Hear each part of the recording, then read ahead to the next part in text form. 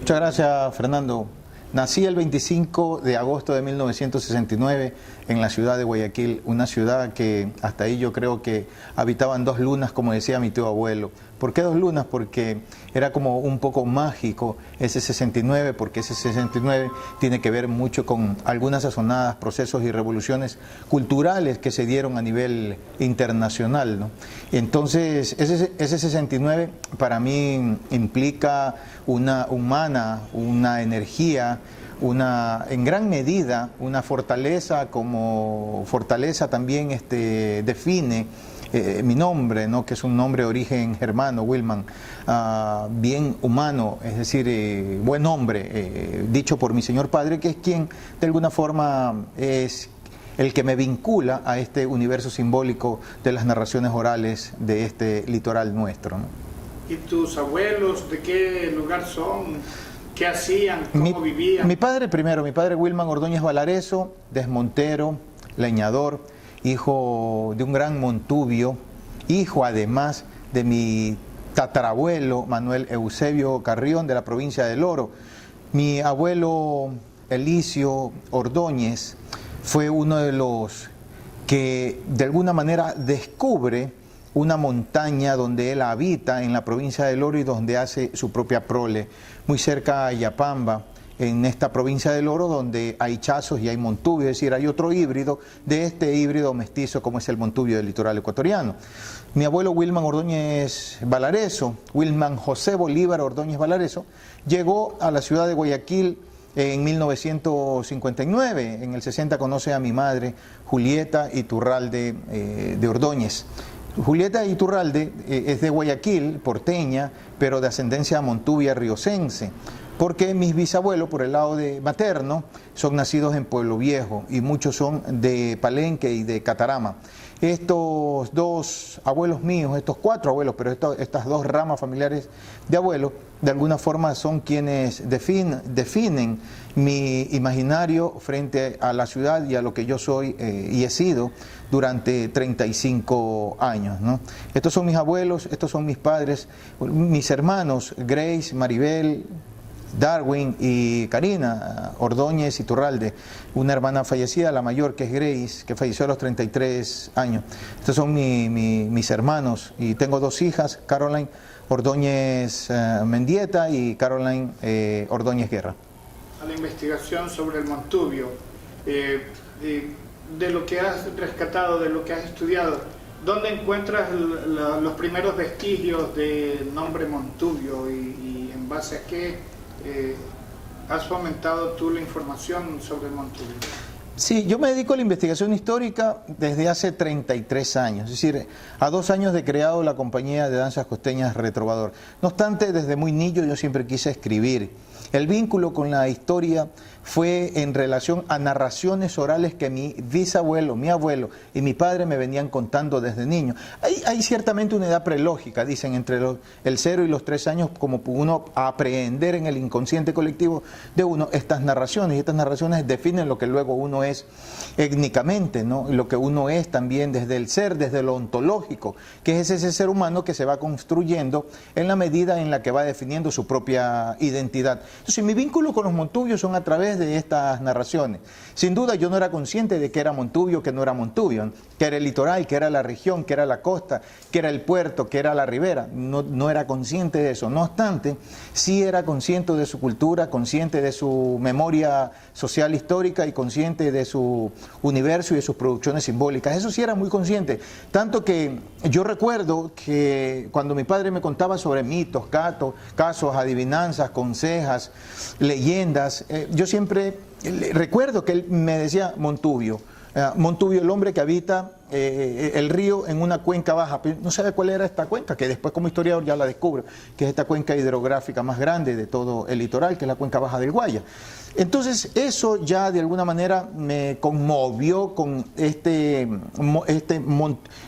litoral que define lo montubio, ¿no? Luego viene el tema de la literatura latinoamericana, ¿no? Yo era un gran lector, siempre he sido un gran lector, me ha gustado leer bastante, y siempre he leído temas que tienen que ver con el campesino y sus narraciones orales de toda Latinoamérica. Entonces pude también a través de mi padre y de mi abuelo acercarme a la literatura del 30, ¿no? Y toda la literatura del 30, desde Gilbert, Gallegos Lara, José de la Cuadra, cuentan y narran sobre lo cholo y sobre lo montubio, pero particularmente lo cholo asociado a lo montubio, no lo cholo como este habitante étnico de la franja costera, lo cholo asociado a la misma cuenca del Guayas.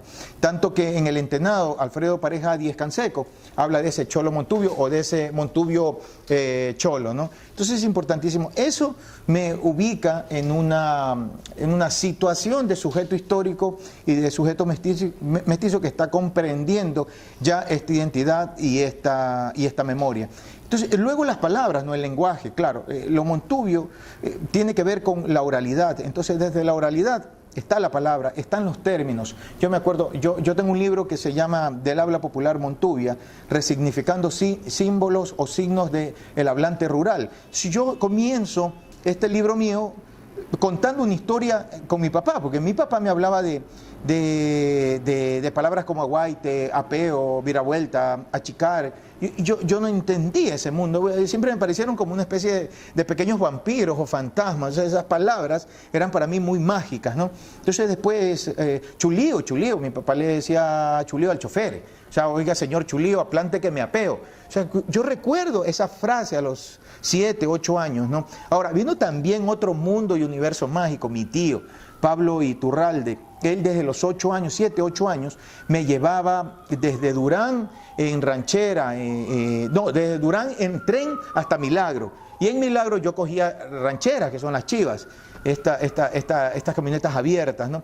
Me llevaba hasta Simón Bolívar, que es un cantón de la provincia del Guayas. Entonces me acerca a músicas festivas, bailes festivos, universos narrativos importantes para definir lo montubio. Entonces, de lado y lado, ¿no? Por parte de los orenses, de los riocenses y de los guayaquileños, todo ese mundo ha construido mi ser y mi identidad. Montubio es una palabra del idioma nacional, viene de monte y vida, monte o biología, monte o habituado a una zona tropical y subtropical silvestre de la cuenca baja del Guayas. Entonces, son montubios quienes crean y recrean un universo y producción simbólica a lo largo de una región y un territorio sociocultural montubio, ¿no? Que tiene que ver con este litoral diverso. La palabra aparece por primera vez en 1808 en un libro que se llama Diario de Avisos de Stevenson. Stevenson es quien nos dice que estos montañeros habitantes de esta cuenca baja se denominan a sí mismos montubio. Entonces aparece por primera vez en 1808. Hay 2 libros míos, se llama El alza que te han visto, Historia social de la música y del baile tradicional montubio desde la colonia, donde yo pongo esa narración de este cronista internacional, ¿no? Que vino acá, viajó, observó, recogió y sistematizó toda esa información. También viene de ese latín bio, ¿no? Entonces el montubio es ese hombre habitante y mujer de esta cuenca baja que tiene una cultura, una memoria y una identidad. Y desde 1808, siglo XIX, principios, desde allí ya nosotros sabemos que esta etnicidad, esta cultura, esta memoria se denomina montubia a sí mismo. Rodrigo Chávez González. Rodrigo Chávez González, el pionero, el aupador, el promotor, el federalista, el republicano, el arqueólogo, el protoantropólogo, el folclorólogo, el historiador, el periodista. Rodrigo Chávez González, quien se denominaba a sí mismo Rodrigo de Triana, fue quien inicia con los estudios de idiosincrasia regional y sobre todo con este texto tan mentado para la generación del 20 y del 30 como el mestizaje y su influencia en América. Fue el pionero de las investigaciones sobre estas tradiciones orales del montubio ecuatoriano y es quien promueve el 12 de octubre de 1926 la primera fiesta regional montubia en la ciudad de Guayaquil. Cuando esa fiesta se da acá en coordinación con la Asociación de Ganaderos y la Asociación Regional Montubia, que se crea en 1928 con estatutos, con reglamentos, con una normativa, y además quien le pide al Congreso de ese tiempo declare el 12 de octubre como Día del Montubio Ecuatoriano, es quien incorpora en las mentalidades del puerto y de los porteños este otro sujeto que estaba viviendo a espalda casi de la ciudad y del río, aun cuando viene del río y de estas periferias desde donde emerge esta propia cultura, como es el río Guayas y todos sus afluentes, ¿no? El Quevedo, al Babahoyo, al Daule. Entonces, en todos estos tres grandes ríos está esta cultura inmensa. Y es Rodrigo de Triana, tan jovencito, 14, 15 años, quien se percata, pero también eso tiene una justificación. Rodrigo de Triana, un ilustrado, un joven inteligente, dedicado al estudio de la historia y la antropología y de la folclorología, fue hijo de Modesto Chávez Franco. Modesto Chávez Franco, el doctor Modesto Chávez, fue ministro del Interior del general Eloy Alfaro Delgado a fines del siglo XIX, en su primera presidencia, pero también fue el cronista vitalicio de Guayaquil, orense. Modesto Chávez Franco es quien escribe los dos grandes tomos sobre crónicas del Guayaquil antiguo. Entonces este hombre tenía en su memoria una cantidad inmensa de historias de todo el litoral, pero también porque el papá se movía mucho en el plano político y en el plano de la gestión de la cultura en territorio. Entonces este hombre vivía en Catarama, vive en Manabí, vive acá al interior del Guayas y se vinculó con lo montubio y su cultura. Entonces estos montubios y su cultura, de pronto la sensibilidad también de Rodrigo de Triana es lo que a él le ponen un universo mágico, mítico, lúdico, lleno de gozo y de espiritualidad, como es este pueblo, esta memoria y esta identidad. Entonces luego pasan los años, porque la fiesta regional del Montubia comienza en el 26 y termina, dicho por la prensa, porque sale en la prensa todos los años, en 1947, la última. Luego hicieron una especie de fiesta regional en el 71 y 73 en Guayaquil, aupado por Diario El Universo. Los primeros fueron aupados por Diario El Telégrafo también y El Universo y algunas revistas ilustradas de la época. Luego en el 23 de noviembre de 1965, junto al folclorista, artista, en ese tiempo no era folclorista, era barítono, cantante de ópera, de opereta, era un cantante lírico, cómico, Guido Garay Vargas Machuca, folclorista, tradicionista, historiador. Lo conoce y se juntan y le cuenta que hay todo un universo importante que hay que representarlo porque frente al país la noción de la nacionalidad es solamente indígena a nivel nacional, pero que no se conoce la diversidad de sus bailes, de su música, de sus cantares, de sus representaciones. Entonces ahí aparece Guido Garay Vargas Machuca, con quien graba en el 71 y en el 73 dos enormes LPs, que fue Alma Montubia y Fiesta Montubia, con la dirección musical de Naldo Campos, el sello Onyx de Feró Guzmán. Entonces esta industria ve por primera vez en esta década del 70 hacia lo montubio, o ve lo montubio a través de todo ese impulso, esa campaña. Rodrigo Chávez González le llamaba a su proceso campaña regional Montubia, tanto que en algunas cartas con Guido Garay le dice: no me dejes, estemos juntos, sigamos adelante en esta campaña regional Montubia. Entonces ahí aparecen estos dos tipazos, yo diría estos dos arquetipos importantísimos de la cultura tradicional urbana mestiza montubia, ¿no? Porque después de ellos ya comenzaron a venir un conjunto de danzas, de bailarines, de directores, además de representaciones teatrales, que van un poco vinculados a siendo alumnos de Rodrigo en el cuadro folclórico montubio de Rodrigo de Triana y de Guido Garay, a toda esta comprensión macro de la memoria social litoralense. ¿Cuáles son los aciertos, desaciertos del disco? ¿Cuáles son los temas de Guayas, Manabí, El Oro, Los Ríos del Oro? Los Ríos del Oro, ¿y qué? Son 4, sí. Y la otra pregunta te la hago después. Bueno, eso es una pregunta súper interesante, porque además cuando se trata de la anécdota también se trata de un recurso folclórico que hay que recuperar desde la memoria. ¿Por qué la anécdota? Porque la anécdota de alguna forma, si bien nos hace un poco reír, nos acerca mucho a un mundo festivo, que es relativo al juego, pero al juego oral, al cómo estas anécdotas se van construyendo a partir de un relato oral y estético, ¿no? Entonces, de los que yo recuerdo, Fiesta Montubia, Alma Montubia, recuerdo algunas conversaciones con Guido, que fueron bastante, entre otras que Naldo Campos le había dicho que una de las viejas canciones que está en uno de estos discos, que es La Iguana, no la iban a grabar porque era muy pequeña. O sea, si quieren saber, señores, la virtud de las iguanas, pues se suben por el tronco y se bajan por las ramas. O sea, como era una canción muy pequeña, entonces que la melodía, la música de esta pieza tradicional montuvia, que es de la provincia de Manabí, relatada y descrita en una carta de un regidor, Ocampo López, en 1712, que lo recupera Rodrigo de Triana también. Entonces le dice que mejor eso pase al contrapunto de la mariposa y el colorado. Entonces, en vez de grabar La Iguana, graban el contrapunto de la mariposa y el colorado. El contrapunto de la mariposa y el colorado es todo una estructura métrico-literaria casi de romance y de décima, que la recupera a través de coplas intercaladas, en amorfinos de embonos que le llaman, don José Antonio Campos Maigón, el que se considera padre de la narrativa montuvia desde los cuadros y las representaciones costumbristas. Entonces le ponen, en vez de La Iguana, si quieren saber, señores, es: señorita, soy un pobre pero generoso, como hueso de espinazo, pelado pero sabroso. Se pierden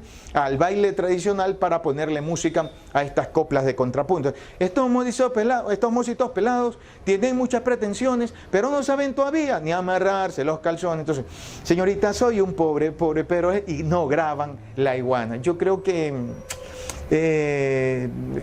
sí hubiera sido oportuno grabar mejor La Iguana, porque La Iguana tiene toda una historia músico-bailable, ¿no? Festiva, de fiesta, de fandango, como aquellos fandangos de la colonia donde se bailaban bailes de chamba, de candil y de ferengo, ¿no? Entonces perdimos una grabación importante para esas dos joyas de la música patrimonial sonora del litoral ecuatoriano. Tal. Hay varias. Cada canción tiene una anécdota importante. O sea, Guido me contaba también que el corre que te pincho, ¿no?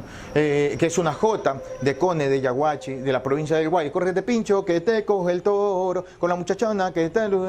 Entonces, que muchos de estos versos del corre que te pincho, si bien son de la tradición oral, también eran unas estructuras métricas pequeñas. Entonces, necesariamente tenía que haber un escritor culto, igual que pasó con los cantares del pueblo ecuatoriano, con Juan León Mera y Luis Cordero, que fue presidente en ese tiempo, a fines del siglo XIX, ¿no? Cuando escribe Juan León Mera los cantares del pueblo ecuatoriano, ¿no? A veces los escritores, pasa también en el romance, en la copla española, arábica y todo, siempre el escritor culto de alguna forma le pone sus propios versos a versos de la tradición oral, o muchas veces pierde el escritor culto esa autoría y pasa a ser anónimo. Es interesante esto, pero no obstante, esta jota, si bien la recupera Rodrigo de Bocas de Montubios, de Cone, del viejo Yaguachi, le pone también parte de algunos versos. Entonces la cosa ahí es qué es tradicional, qué no es qué es culto, qué no es culto.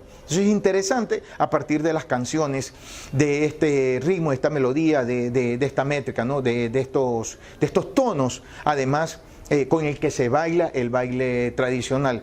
Y muchos como esos, recuerdo también que es importante el que ellos tuvieron una discusión, me contaba Guido, no una discusión para enemistar, una discusión intelectual para saber si metían o no metían pasillos urbanos de autor y pasacalles urbanos de autor, ¿no? Y tuvieron a bien el buen criterio de que no se habían grabado algunas canciones como grabadas, digo, con el cuadro, el formato musical montuvio que ellos habían propuesto, con panderetas, con guitarras, con castañuelas un poco en las canciones de él y con acordeón, ¿no? Entonces pudieron grabar el cholo porteño, ¿no? A mí me gusta vestir de blanco, con los zapatos, tal. Pero fue una discusión porque es interesante esta discusión, esto que lo pongamos visible, porque Rodrigo de Triana hablaba con Guido Garay, interlocutaban mucho y decían, bueno, a la industria musical como Feroy, como el sello, no le interesa qué es lo anónimo y qué no, pero no obstante a nosotros sí. Entonces era como muy ético que ellos puedan reflexionar acerca de, entonces, qué es lo que le vamos a proponer en estos discos a la ciudadanía, como sonoridad, como baile, como tradiciones, para que quede perennizado en estos discos. Entonces lograron poner unos pasacalles que son de corte urbano, de autores modernos, de poetas romanceros conocidos en ese tiempo, como el mismo Abel Romeo Castillos, ¿no? Entonces, esa es otra anécdota, pero no obstante, también pierden algunos pasacalles y pasillos que entran como paspiés en el siglo XIX, ¿no? Y unos pasacalles que devienen después en paso doble, o el paso doble que viene en pasacalle, entonces pierden algunos pasacalles de la tradición oral montuvia, ¿no? Que hoy nosotros lo hemos recuperado. Y de esto mucho porque ahí aparece el alza que te han visto. Ahora, el alza que te han visto también es otra de las canciones, podemos conversar, pero con esto termino esta parte. Hay mucho, cada canción tiene una historia, repito. El alza que te han visto es una canción de la tradición oral montuvia litoralense, pues recuerden que nosotros éramos provincia libre de Guayaquil. Todas las provincias montuvias que hoy se autoidentifican montuvias fueron guayaquileñas también. No obstante, también fuimos 2 años colombianos todos en esta macro región del departamento de Guayaquil. Entonces es importante porque los bailes eran regionales, no le pertenecían ni en todo ni en parte a cada una de las provincias. Luego las provincias se autodefienden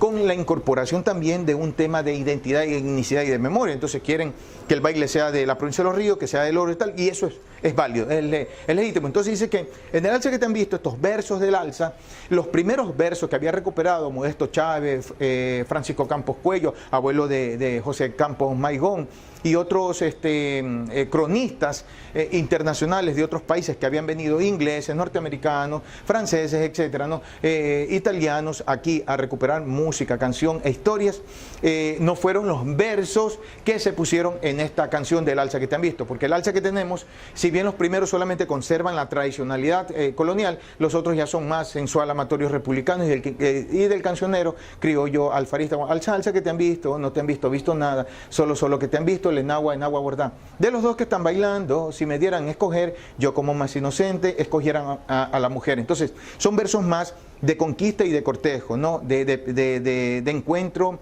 de desencuentro, ¿no? Con la pareja. Es decir, son como aleatorios en relación a lo que tiene que ver con el enamoramiento, ¿no? Con el romance, con el otro, en la otredad, con el otro.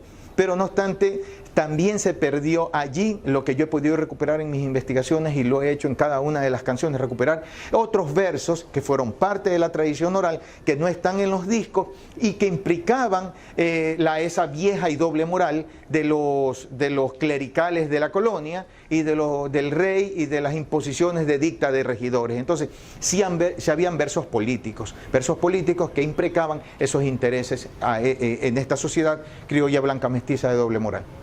En cuanto a la autoría o lo anónimo de las canciones, por decirte, hay una balada montañera que pertenece a Manuel de Jesús Álvarez Loro en música y a Rodrigo de Triana en letra. Tus ojos son dos luceros, serán soles mañaneros.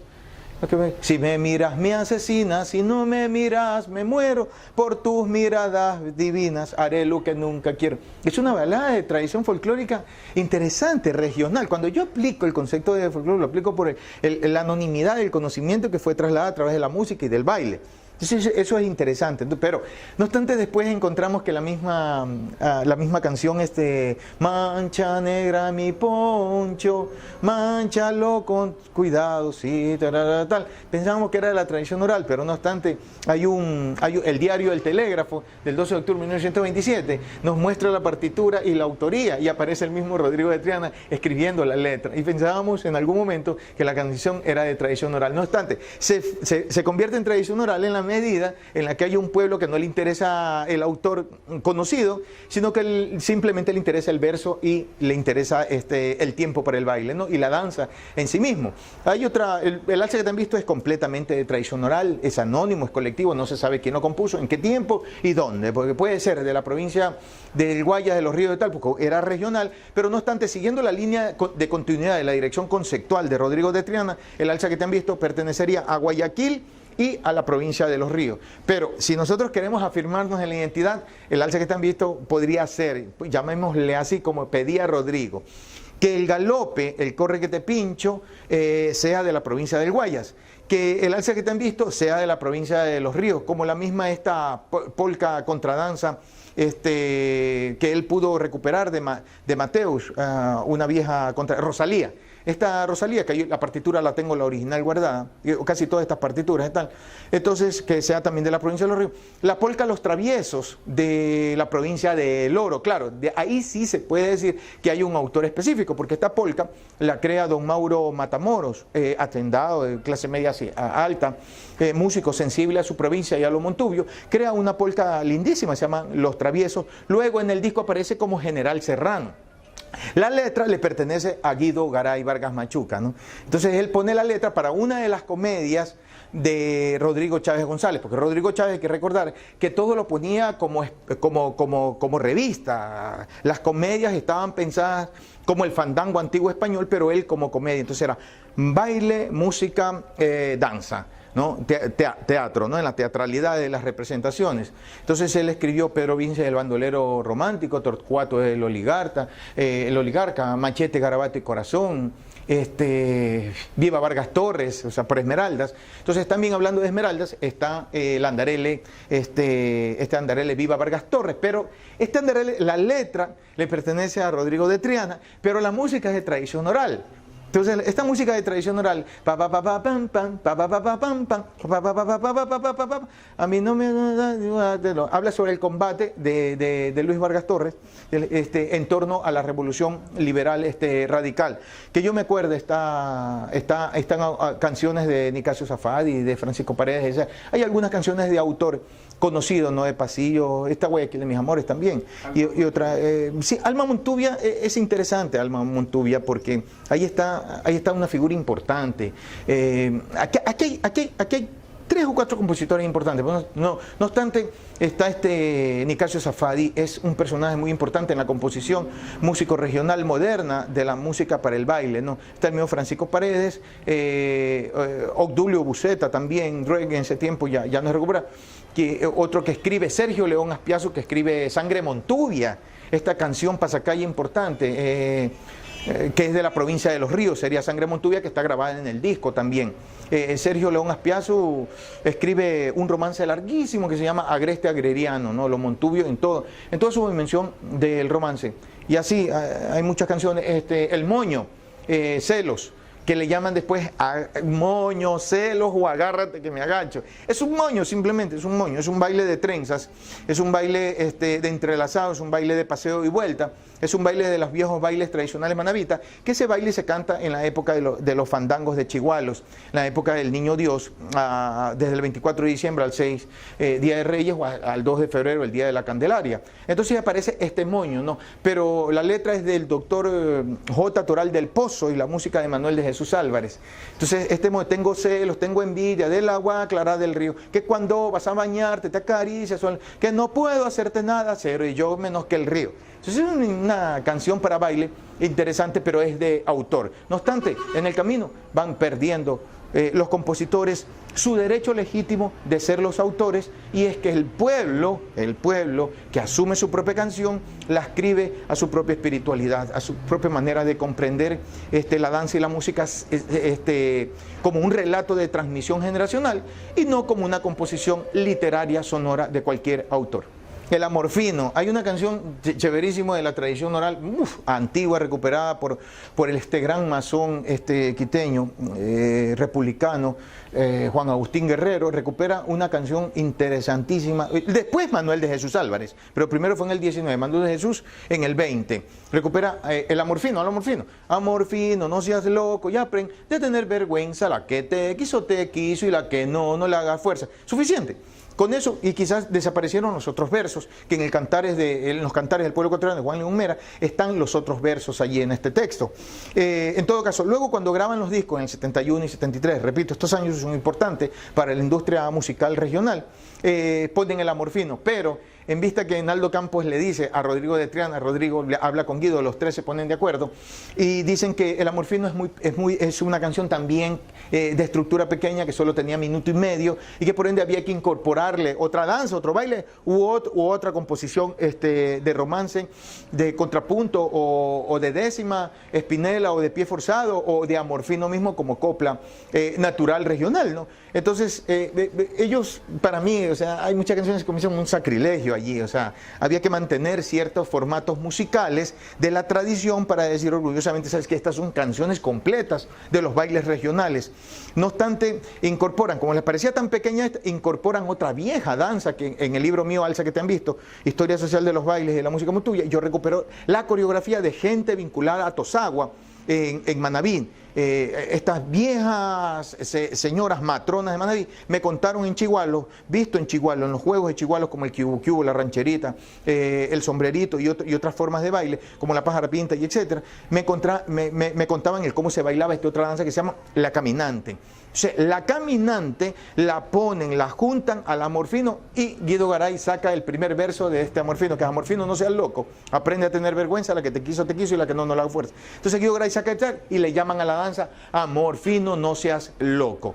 ¿Por qué? Porque está bonita. El Amorfino con la caminante, y la caminante es: tu madre está en París, tu padre está en batalla, el día en que te vayas no me dejes de escribir, consuélame con tus versos para yo poder vivir. Amorfino, no seas loco y aprende a tener vergüenza, que te quiso y la que no la fue. Así hacen la danza, el baile, Amorfino, no seas loco. No obstante, ahí hay dos danzas en el disco que no está siendo detectada porque no fueron grabadas de esa manera. Yo creé el 26 de noviembre de 1986 la compañía de danzas costeñas Retrovador, porque había visto un silencio, un distanciamiento, una ausencia de una historia nueva, fresca, relajada, contada en torno a la música y al baile tradicional montubio desde la colonia a la república y la modernidad. Y solamente yo había escuchado las pocas canciones que Rodrigo había podido recuperar, o las pocas que se conocieron a través de Guido Garay, y luego Guido Garay con el disco y también con el cuadro folclórico montubio. Entonces, ¿qué me vincula? Me vincula una hermandad, una espiritualidad y una gran capacidad que tuvimos entre retrovadores, Wilman Ordóñez y Retrovador,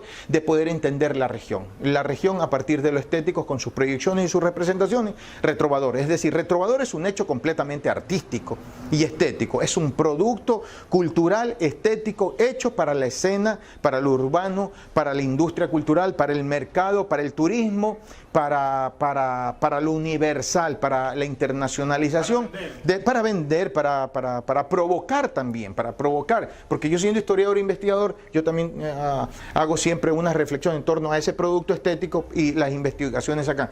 Entonces, no obstante, si tienen una línea de continuidad en cuanto a la tradición y el formato del saber folclórico trasladado generacionalmente, porque yo siempre, antes de montar o que nuestros coreógrafos monten una obra de danzas, de contradanzas, de cuadrillas, etcétera, de polcas, cruzadas, de pasacalles o de paspiés, de pasillos, siempre ellos me escuchan atentamente toda la historia contada a partir de ese género o de ese baile.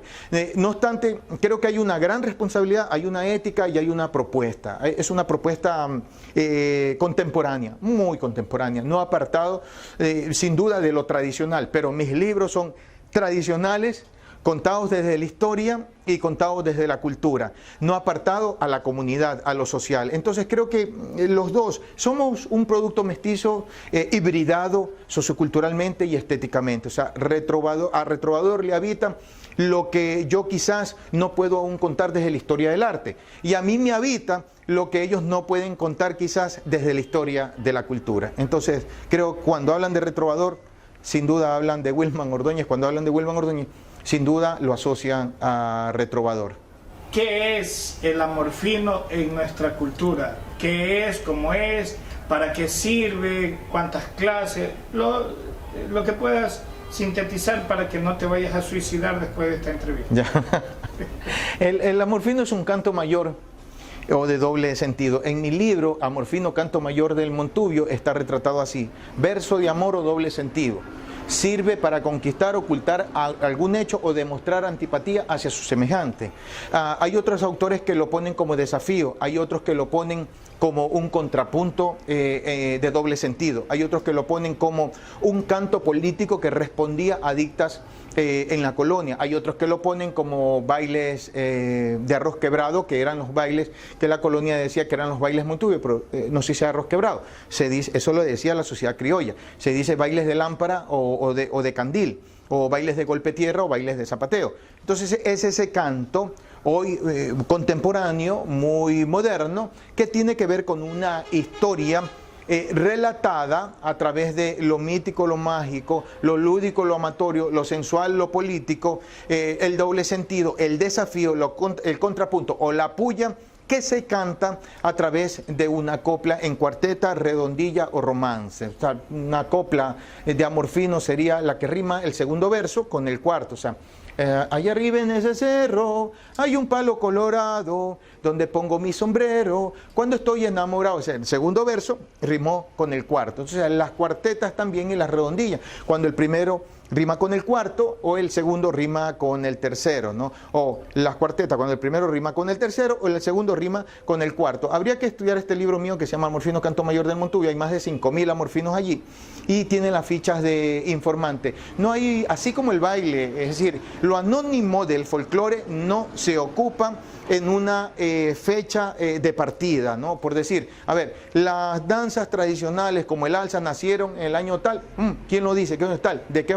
¿Dónde están las fuentes para tal? No obstante, sí hay historias de 300, 200, 100 años, etcétera, donde se siguen contando generacionalmente y escribiendo y textualizándolo. No obstante, el canto de amorfino viene del antiguo ayayay español, arábico español. Estos cantos antiguos lastimeros, dolorosos, que queda en el pueblo gitano, o que queda en el pueblo andaluz, sevillano, ¿no? Galicio, o sea, este antiguo canto del siglo XVI y XVII, que ya no se canta en España, que está en desuso en la España, de ahí deviene también este amorfino, que después el cantejondo y el flamenco dicen que deviene del flamenco y del cantejondo, pero eso lo dijo Modesto Chávez Franco en un escrito de 2 páginas grandes, el año 1927, en el diario El Telégrafo, que se llama El folclore en la poesía campesina, que está también en mi libro recogido, que es de autoría de Modesto Chávez Franco. Después, otro folclorista de acá, de la provincia de Los Ríos, venido a Guayaquil, lo señala también como desafío, Justino Cornejo. Otro folclorista, como Rodrigo de Triana, lo señala como un contrapunto de amor o de odio. El escritor José de la Cuadra, en el libro El Montubio Ecuatoriano de 1937, dice que es completamente un desafío en el que competía un río, un sujeto con tal sujeto. Entonces hay antiguos y hermosos amorfinos de amor. Ahora, el amorfino viene del amor cortés antiguo, del amor señorial, del amor antiguo, del amor de romance. Es decir, para enamorar una montubia no se necesita plata, tener el cuerpo ligero y echarle mano a la pata. Ese doble sentido de amor, lúdico y amatorio. Pero no obstante viene de lo señorial y de lo cortesano. Como linda o como bella te quisiera ver pasar por un pasamano de estrella y un puente de cristal. Ese es el amor cortés, el amor romántico, el amor señorial, de donde proviene también este otro amor fino. Entonces el amor fino, si bien viene del amor cortés, del amor cortesano, va un poco incorporándole elementos políticos, de goce estéticos y sensuales amatorios. Y la riqueza del amor fino está en ese juego sonoro, bailable y teatral.